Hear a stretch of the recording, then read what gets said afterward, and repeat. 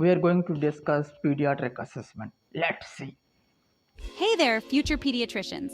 Today I'm diving into the essentials of pediatric assessments. This is like your ultimate guide, so grab a notepad and let's get started. First up, we have this is your initial impression of the child. Are they alert? Are they interacting with their environment? This can give you a wealth of information before you even begin your detailed examination. Next, let's talk about. Remember, kids aren't tiny adults. Their normal ranges are different. For instance, a newborn's heart rate can be anywhere between 120 to 160 beats per minute.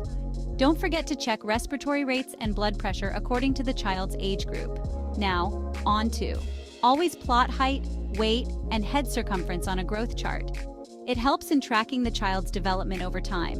Any deviations from the norm can be crucial indicators of underlying issues. Let's not overlook. These include motor skills, language, social interaction, and problem-solving abilities. Using standardized tools like the Denver Developmental Screening Test can be really helpful. Don't forget that's head, eyes, ears, nose, and throat. Look for things like fontanelle bulging in infants or signs of infection in the ears and throat. These can be indicators of more serious conditions.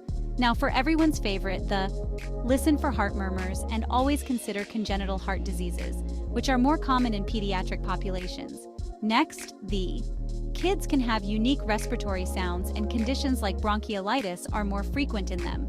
Be thorough with auscultation. Let's move on to palpate gently, especially in infants. Look for any signs of distension or tenderness that could point toward gastrointestinal issues. Is next. Check for any abnormalities in limb development or spinal alignment. Conditions like scoliosis can start showing signs early.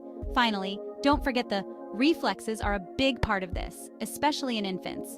Make sure you're familiar with age-appropriate reflexes and their significance.